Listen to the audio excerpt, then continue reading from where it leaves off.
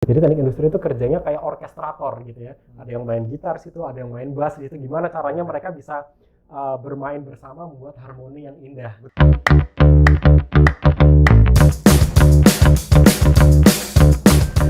Selamat pagi, selamat siang, selamat sore, selamat malam, tergantung kalian dengarnya kapan. Mungkin pas macet-macetan. Balik lagi sama saya, Rauf Endro aka Badri Ucok di Bincang Teknik Industri 2022 dengan format yang berbeda dengan yang tahun lalu. Kali ini kita ditemenin oleh Mr. Budi Soleh. Ganteng banget, Bos. Oke. Kali ini ya sebelumnya itu kita nyapa dulu. Guten Morgen. Mr. Budi Soleh. Ya kita nggak tahu lagi, kita ya udah pasti udah nggak heran lagi ya guys sama background dari Pak Budi Soleh ini yang bikin kita insecure ya guys. Kadang-kadang aduh kapan kita kebagian atau kapan sih kita punya ya prestasi seperti Bapak Budi Soleh. Oke, jadi mungkin kita sapa dulu kali ya Pak. Gimana Pak kabarnya Pak? Baik, alhamdulillah kabar baik. Gimana Pak? Baik. Udah mau UAS sebentar lagi Pak. Skill soal gitu Pak. Kadang-kadang pusing Pak soal-soal Pak. Gimana Pak? Kan ada minggu tenang. Oh iya benar. Ada minggu tenang yang biasanya jadi minggu tegang ya. Minggu tenang dipakai buat tidur. Tidur ya? Dipakai buat istirahat. Belajarnya tetap sehari semalam sebelumnya. Bener. Setuju Pak. Gitu sih Pak. Iya. Mungkin karena kan kita formatnya berbeda ya sama tahun lalu ya Pak. Tahun lalu kan kita pakai live Instagram, sekarang kita udah kayak FOMO gitu mungkin lihat orang-orang tuh kayak wah semua podcast, video podcast, ini podcast gitu Pak. Kalau boleh tahu, Bapak suka dengar podcast nggak sih Pak sebenarnya? Tergantung sih kadang-kadang ya, tergantung pembicaranya. Kalau misalnya oke dan topiknya juga saya interest gitu, biasanya sih dengerin. Berarti Bapak mungkin ada rekomen mungkin buat para penonton juga, selain kita nanti kita bicara tentang hal-hal yang menarik tentang teknik industri, mungkin kita mau intermezzo dulu mungkin Pak. Boleh. Apa sih podcast yang rekomen buat anak-anak muda gitu Pak, atau mungkin yang seru gitu? Kalau buat anak-anak muda sih jarang sih saya ya dengerin ya. Mungkin yang umum kayak Deddy Corbuzier gitu doang ya, yang umum. Kalau saya sih podcastnya biasanya lebih spesifik ke misalnya kayak ke podcast dari beberapa scientist yang saya follow gitu, biasanya saya ngikutin gitu. Baik. Nah, mungkin kita langsung aja nih Pak ke pertanyaan pertama yang mungkin pertanyaan dari saya dulu kali aduh. Belakangan ini kan kita tahu nih Pak, kalau di negara kita tuh udah mulai ya ngikutin dunia luar lah dalam arti kayak positif gitu Pak. Khususnya kemarin MotoGP Pak, yang kemarin di Mandalika. Ya wah itu menurut Bapak keren banget nggak sih Pak? Keren, itu Mandalika asli, kayak akhirnya akhirnya kita punya kelas internasional. Walaupun idola orang-orang ya guys, apalagi idola teman-teman kita mungkin Pak Marc Marquez nggak bisa berlaga pas itu karena dia jatuh kemarin. Tapi yang menarik adalah yang kadang-kadang tuh masuk sampai for your page FYP TikTok tuh ini Pak, tentang kehadiran Mbak Rara dengan ininya itu loh Pak. Nah kan kemarin saya itu kan, untuk bagi kalian yang nggak tahu ya, Pak Butsol itu kemarin ngajar saya untuk semester 1 itu probabilitas gitu Pak.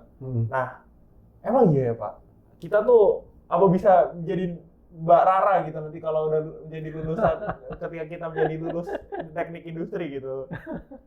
Oke, gini, Mbak Rara berarti profesinya sebagai pawang hujan. Betul. Gitu ya. Kalau pawang hujan itu kan berarti tugasnya dari yang mungkin sebelumnya hujan menjadi terang gitu ya, mencegah hujan gitu. Atau bisa sebaliknya, kalau misalnya panas kemudian didatangkan hujan gitu ya, fungsinya pawang hujan. Nah biasanya pawang hujan ini dipakai kalau misalnya ada kegiatan-kegiatan yang penting memang membutuhkan kondisi faktor cuaca tertentu gitu ya. Terlepas dari memang bisa atau tidaknya gitu ya, benar atau tidaknya bahwa pawang hujan ini bisa mempengaruhi cuaca sekitar gitu. Nah, kalau dari teknik industri sendiri ya, di teknik industri itu kita punya mata kuliah atau punya keahlian skill set yang namanya forecasting gitu. Jadi kita bisa belajar untuk memahami apa sih yang menjadi penyebab atau faktor-faktor yang mempengaruhi terjadinya hujan gitu. Nah, kalau kita sudah bisa memahami faktor-faktor apa saja yang bisa mempengaruhi suatu hujan di satu daerah misalnya, Nah, kita bisa melihat ada nggak faktor yang bisa kita pengaruhi gitu. Misalnya, misalnya faktor hujan itu terjadi ketika misalnya kelembapan udaranya tinggi gitu ya, atau misalnya ketika awannya itu cukup padat gitu ya dengan embun hujannya gitu. Nah, ada nggak sesuatu yang bisa kita lakukan untuk merubah faktor-faktor tersebut sehingga meningkatkan probabilitas si hujannya bisa jadi lebih baik. Nah, secara sains sih kira-kira seperti itu gitu ya yang dilakukan gitu. Nah, kalau misalnya menjadi Mbak Rara sendiri, saya sendiri pun masih harus lebih belajar banyak gitu ya sama Mbak Rara, gimana caranya gitu ya agar bisa mendatangkan hujan secara langsung gitu. Tapi kalau misalnya kita dari teknik industri, kita belajar tentang forecasting, kita belajar tentang model, setidaknya idenya, prinsipnya sama. Kita harus mengetahui dulu faktor apa yang menjadi penyebab datangnya hujan atau apa yang bisa mencegah datangnya hujan. Nah, kalau kita bisa mempengaruhi faktor-faktor tersebut, kita mungkin bisa mendatangkan hujan gitu ya, ataupun menolak hujan di satu tempat gitu sih. Oh gitu, Pak. Kadang-kadang tuh jadi Barara tuh keren banget ya guys. Kalau kalian nggak tahu tuh dipindahin Pak hujannya Pak. Kemarin dari Lombok tuh ke daerah apa tuh kemarin? Pokoknya daerah Nusa Tenggara juga Pak gitu Pak. Berarti kalau ada misalkan mengenai forecasting ya Pak, apa emang nanti kita sebagai lulusan teknik misalnya kita bekerja di BMKG gitu Pak. Apa kita bisa bersaing dengan lulusan geofisika yang mungkin dalam arti ya ilmunya lebih masuk lagi gitu Pak. Tapi dengan forecasting ini apakah kita lebih mampu bisa bersaing dengan mereka gitu Pak? Iya, kalau saya sendiri sih memahami peran kita sebagai seorang insinyur itu bukan untuk bersaing. Ya, mengapa kita harus berkompetisi ketika kita bisa berkolaborasi? Teman-teman, coba jiwa kompetitif kalian teman-teman dikurangkan dulu, kita harus. Iya, jadi pertanyaannya bukan bagaimana kita bisa bersaing dengan jurusan lain, tapi pertanyaannya pertama adalah tanyakan dulu ke diri kita ya, kita ini bisa berkontribusi di bidang apa yang bisa menjadi keunggulan kita gitu ya dibandingkan dengan yang lain. Nah, kemudian setelah itu kita mencoba melihat bagaimana cara kita bisa bekerja sama dengan orang lain agar bisa memberikan nilai tambah yang lebih gitu. Nah, kalau tadi pertanyaannya apakah kita bisa bersaing dengan geofisika atau bekerja di BMKG gitu ya misalnya. Tentunya kalau misalnya pingin bekerja di BMKG terus pingin dapat cerita kayak forecasting love and weather misalnya kalau varian drama mungkin susah ya saingannya. Karena itu lebih banyak faktor tampang daripada bener Pak, setuju Pak. Kapan ya bisa ini? Ini Sanjonggi Pak. Oke, nah kalau di teknik industri sendiri tadi related sama forecasting tadi ya kita bisa tadi ya belajar tentang bagaimana memodelkan tadi tentang misalnya tugas BMKG itu memprediksi cuaca ya kita bisa memprediksi juga kan memperkirakan membuat model yang kira-kira apa yang mempengaruhi si faktor hujan ini. Hujan akan terjadi ketika dalam situasi seperti apa. Nah, teman-teman di geofisika tentu lebih banyak belajar tentang situasi sekitar gitu ya. Misalnya di hujan itu terjadi ketika misalnya kecepatan anginnya sekian, embunnya sekian, atau apa-apa gitu ya. Nah, di teknik industri mungkin kita tidak terlalu banyak memahami tentang masing-masing variabelnya tadi. Misalnya yang dimaksud dengan kelembapan itu seperti apa, dimaksudkan dengan kecepatan angin seperti apa, bagaimana bisa berubah. Tapi kita bisa membantu untuk membuat model yang useful di BMKG. Oke, tujuannya nih apa nih? Kita tujuannya ingin meramal cuaca. Seberapa jauh kita ingin meramal? Tentunya membuat model meramal cuaca untuk 1 minggu ke depan sama untuk 10 menit ke depan itu adalah 2 model yang berbeda. Nah, kita di teknik industri bisa berperan di situ bagaimana membuat model yang useful sesuai dengan tujuannya tadi. Oh, berarti itu kalau saya ini ya Pak, kalau mungkin saya bisa asumsiin apakah itu ada hubungan erat kaitannya dengan statistik berarti ya Pak? Betul. Ya kan ya Pak? Untuk pemodelan A, B, C, D, E gitu mungkin ya Pak? Iya. Jadi kalau kita di teknik industri itu sebenarnya modal paling dasar, ilmu paling dasar itu statistika dan riset operasi. Oh alah. Iya. RO buat teman-teman semester 4 mungkin dari kuis tadi kan. Statistik. Oke. Jadi ada pertanyaan nih Pak tentang statistik gitu ya. Sekarang kan lagi banyak tuh dibicarain tentang big data gitu. Menurut Bapak apakah kayak saya juga kurang tahu kayak Six Sigma dengan ANOVA itu akan bergabung di masa depan? Atau mungkin Bapak bisa jelasin buat teman-teman kita, mungkin teman-teman saya mungkin yang angkatan 2021, apa sih itu Pak Six Sigma atau ANOVA itu sendiri?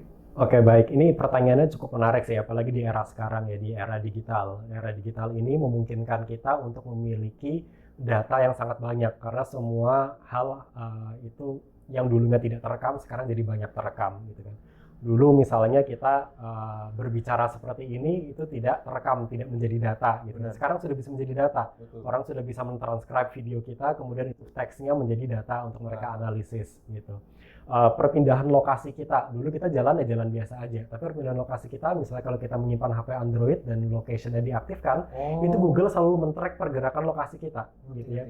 Nah, itu datanya terekam sehingga Google tahu bagaimana mobilitas orang misalnya di suatu kota gitu ya, kalau dia menyimpan HP Android dan location-nya di-on-kan gitu ya. Jadi kita ketika orang bilang Android itu gratis, sebenarnya nggak gratis-gratis amat, kita membayar dengan data kita gitu ya.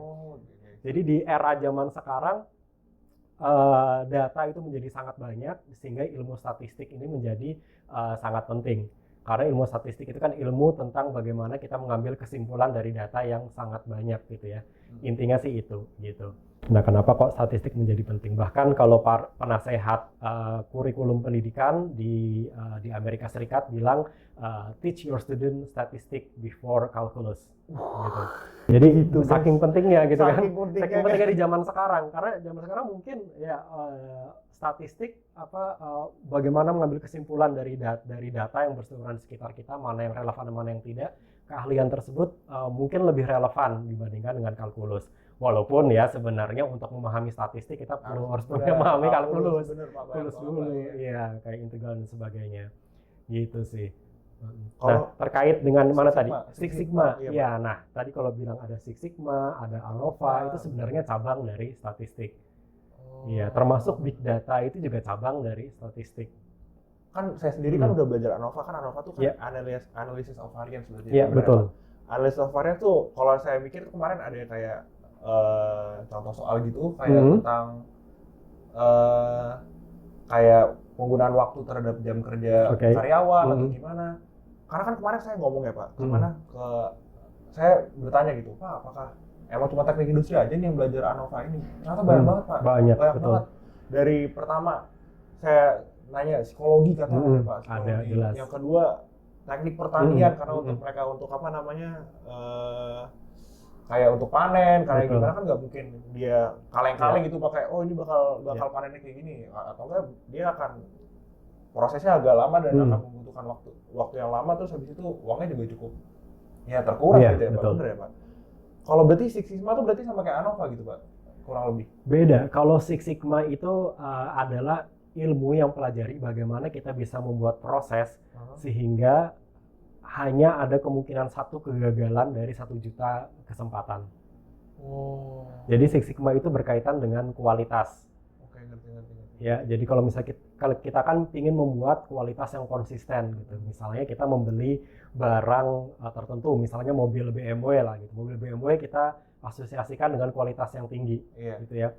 BMW misalnya memproduksi 1 juta produk, ya kan? Tentu kalau misalnya orang membeli mobil BMW, dia pingin kualitasnya itu bagus, ya kan? Kualitasnya terbaik, sama gitu. Tidak ada BMW yang satu beda dengan BMW yang lain, ya kan? Tapi kalau kita membuat 1 juta produk, ada nggak kemungkinan kita fail di salah satunya?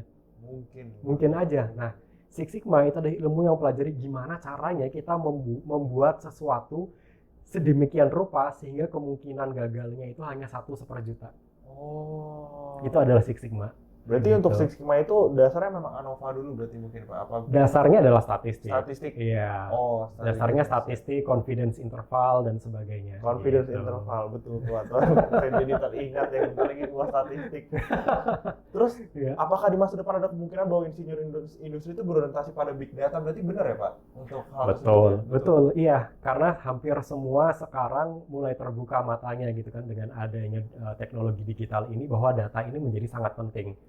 Gitu, dan orang bilang itu data adalah the new oil gitu, minyak yang baru gitu ya. Nah jadi kalau kita orang yang bisa mengeksploitasi data dengan baik untuk manfaatnya dia, kemanfaatan perusahaannya dia, maka dia bisa ya punya nilai tambah yang sangat bagus lah buat perusahaannya. Gitu. Oke. Kita ambil contoh misalnya ya, pernah merasa beli tiket pesawat atau beli tiket pesawat lah mungkin yang paling general ya. Harganya berbeda dengan teman Anda, padahal duduknya sebelahan. Mungkin Anda beli tiket harga 500.000, teman sebelah Anda bayarnya cuma 200.000. Pernah ngalamin? Bener, Pak. Bener ya? Bener, Pak. Pertanyaannya kenapa?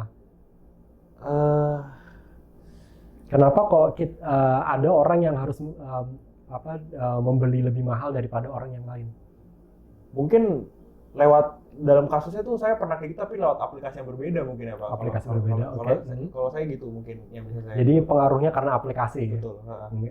Sebenarnya gini, pengaruhnya itu adalah karena masing-masing orang itu memiliki willingness to pay yang berbeda. Situasi dan kondisi pada saat kita membeli itu mempengaruhi kita mau bayar lebih atau tidak. Contoh misalnya orang yang misalnya belanja dekat-dekat waktunya, misalnya dia harus berangkat besok. Kalau kamu sebagai penjual, kamu mahalin apa kamu murahin? Mahalin dong, karena kita tahu dia buru-buru. Nah, zaman dulu nggak bisa memperoleh data tersebut, buru-buru atau enggak, ya kan? Tapi dengan adanya teknologi, website, dan ada cookies dan sebagainya, kita bisa tahu orang ini lagi buru-buru atau situasinya seperti apa. Orang ini beli karena dia dibayar oleh perusahaan atau individual, atau seperti apa behaviornya. Nah, behavior ini kan didapat dari ketika kita mengakses website gitu ya. Dia dalam situasi seperti apa, nah kemudian di-charge lah harga yang sesuai dengan situasi kita. Makanya tempat sebelah-sebelah kita berbeda harganya gitu. Berarti promo-promo ke Eropa gitu kalau 2 tahun lagi itu tuh jadi murah banget ya Pak? Bener Pak? Bisa jadi, iya kan? tergantung dari perilaku kita. Travel fair gitu mungkin ya Pak. Terus ada nggak sih Pak hubungannya dengan queuing teori gitu Pak? Karena kan saya pernah mungkin kebetulan ke theme park gitu. Kok saya pernah baca kok ada lulusan teknik industri dimasuk ke misalnya Disneyland atau Universal Studios itu gimana ya Pak? Apa pendapat Bapak kayak gitu? Ya, betul. Jadi teknik industri ya kan kita belajar tentang sistem gitu ya. Kita belajar tentang sistem, jadi kita mau berusaha agar sistemnya ini menjadi lebih baik. Nah, salah satu bentuk sistem itu ada namanya theme park gitu ya. Kalau misalnya di Disney, contoh mungkin di Disneyland dan sebagainya gitu. Nah, fungsinya anak teknik industri di situ sebenarnya banyak sekali. Kita gampang aja lah, kita datang ke theme park. Kalau bagi setiap orang, situasi seperti apa yang paling menyenangkan di theme park?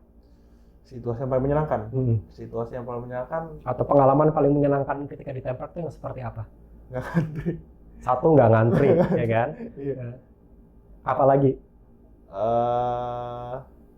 Terus mungkin kalau abis nggak ngantri itu kayak ya memorable gitu loh Pak. Maksudnya memorable. Actionnya tuh kayak beda gitu cuma di tempat itu gitu Pak. Terus yang ketiga ya udah maksudnya faktor minor kayak misal ditemenin sama gebetan gitu ditemenin sama itu kan lebih masuk gitu Pak. Kalau sendiri kayaknya sedih banget ya ke theme park sendirian. Sendiri Pak udah ampun apa udah sendiri di theme park sendiri juga gitu Pak. Iya. Jadi tadi misalnya kita ingin agar setiap orang itu memiliki experience yang baik. Nah, teknik industri melihat di hal itu gitu kan. Gimana caranya biar orang punya experience yang baik? Experience yang baik itu ternyata ketika orang tersebut lebih banyak menghabiskan waktunya bermain ketimbang mengantri. Berarti apa? Yang harus dimaksimalkan adalah banyak arena yang dia bisa bermain, yang perlu diminimalkan adalah waktu mengantrinya, ya kan? Nah, di sini kita bisa melihat relevansinya dengan queuing teori. Gimana caranya meminimalkan si waktu antrian ini, ya kan? Contoh salah satunya adalah kalau misalnya nih salah satunya adalah dengan booking appointment. Nah, sekarang salah satunya banyak diaplikasikan di theme park. Jadi kalau misalnya kita mau main ke theme park, kita bisa booking jam berapa kita mau main. Dan di situ nanti ada estimasi waktu ngantrinya di tiap-tiap waktu. Keren banget Pak. Keren banget, itu kerjaan teknik industri itu begitu. Saya belum tahu Pak. Belum tahu, aduh. Itu kerjaan teknik industri kayak gitu tuh. Jadi, oke, misalnya saya mau main, kan tidak semua arena mungkin kita bisa bermain dalam 1 hari, ya kan? Jadi dengan kita merencanakan di awal, kita klik ini kira-kira, misalnya kita rencanain besok mau main nih, kita malam ini bikin rencana dulu. Kalau klik, jam segini kira-kira, dia ngantri jam segini, udah saya main di sini dulu, gitu ya. Main di sini dulu, kita jadi punya jadwalnya kita mau main apa. Masing-masing ada estimasi waktu tunggunya. Sehingga itu bisa men-spread out, mendistribusikan orang yang awalnya mungkin ngantri di satu tempat yang paling populer karena dia tahu itu ngantrinya lama, dia bisa pindah ke tempat lain. Akhirnya di sini ngantrinya sedikit, sini ngantrinya sedikit. Secara sistem semua orang jadi ngantri lebih sedikit. Itu salah satu guna dari queuing teori di misalnya di theme park dan sebagainya. Oh gitu Pak, benar-benar makanya lebih efektif gitu ya Pak. Betul. Terus pertanyaan buat kita semua nih Pak, yang mungkin pertanyaan terakhir buat kita ya Pak, apa sih kayak mahasiswa teknik industri itu menganggap cuma mata kuliah A, mata kuliah B, mata kuliah C. Padahal tuh efeknya cukup besar bagi dunia pekerjaan itu apa ya Pak? Kalau bisa emit gitu. Iya, uniknya dari teknik industri ya, teknik industri itu pekerjaannya tidak terbatas sama satu atau dua jenis pekerjaan, tapi ada banyak sekali jenis pekerjaan yang bisa dimasuki oleh teknik industri gitu. Makanya kalau kalian diskusi sama kakak kelas kalian gitu kan, banyak banget, ada yang di banking, ada yang di Walt Disney kita punya, di perkapalan kita ada, di manufaktur ada gitu ya, bahkan di consulting juga ada, di hampir di semua tempat tuh ada teknik industri. Mungkin yang terlintas pertama kalau orang yang nggak ngerti teknik industri berarti nggak jelas dong gitu ya. Padahal di satu sisi kita dibutuhkan di semua tempat. Kenapa kita dibutuhkan di banyak tempat? Karena teknik industri itu adalah belajar tentang bagaimana melihat sesuatu dari sudut pandang sistem. Apa itu sudut pandang sistem? Jadi kebanyakan di jurusan-jurusan lain dia hanya belajar satu spesifik ilmu. Setuju. Ya kan? Satu spesifik ilmu, misalnya teknik kimia, dia hanya belajar tentang proses kimia dan sebagainya, walaupun ada tambah-tambahan materi lain. Teknik elektro dia fokus di situ, teknik mesin fokus di situ. Padahal ketika kita mau menjalankan sebuah bisnis ya, kita nggak bisa hanya dengan satu ilmu doang. Benar, setuju Pak. Ya kan? Nah, masalahnya banyak di perusahaan itu nggak ada yang mikirin gimana caranya mereka bisa berkolaborasi menjadi suatu sistem yang bekerja dengan baik. Nah, disitulah teknik industri berperan. Jadi kenapa kok mungkin ya pertama kalian belajar di teknik industri itu mikirnya kenapa sih kok ini belajarnya nggak jelas, semua dipelajarin gitu ya, dan semuanya serba dangkal gitu kan. Serba dangkal ya kan. Bener. Ini apa belajar ini belajar itu, sebenarnya itu ngapain sih? Sebenarnya kalau kalian memperhatikan di pengantar teknik industri itu udah dikasih diwanti-wanti dari awal. Teknik industri itu bentuknya shape-nya kayak diamond. Kayak intan gitu ya. Di awal kalian dikasih tahu ini loh, teknik industri itu ya kita berpikir tentang sistem, kita mengoptimalkan membuat sesuatu lebih baik. Dengan cara apa? Dengan cara mengorkestra semua subsistemnya sehingga berfungsi dengan baik. Misalnya kalau dalam tubuh kan ada jantung, ada pernapasan dan sebagainya. Kita mengorkestra itu sehingga semuanya berjalan dengan baik dan lebih baik lagi bahkan gitu ya. Nah, untuk tahu itu kita perlu tahu mendalami tentang subsistemnya. Ya kan? Misalnya kita perlu tahu kalau misalnya dalam tubuh manusia jantung itu seperti apa, pernapasan seperti apa. Kalau kita udah tahu, ya kita tahu ternyata kalau kita udah tahu masing-masing, kita tahu cara membuat mereka lebih baik itu seperti ini, cara mereka bekerja itu lebih baik kayak gini. Jadi teknik industri itu kerjanya kayak orkestrator gitu ya. Ada yang main gitar situ, ada yang main bass gitu. Gimana caranya mereka bisa bermain bersama membuat harmoni yang indah. Betul. Nah, itu penggunanya teknik industri. Oh gitu. Benar. Terjawab semua teman-teman kan. Kenapa kita belajar, kadang-kadang kita belajar prokdas, tapi besoknya kita belajar bantek, habis itu kita ekotek lagi untuk yang anak-anak semester 2, mungkin yang semester 4, yang lain-lain mungkin bisa dijelasin oleh teman-teman anak 2020 dan yang lain-lain. Karena mungkin keterbatasan waktu, sebenarnya kalau kita bisa ngobrol bisa sampai sore, malam mungkin Pak tentang mendalami kayak gini. Okay.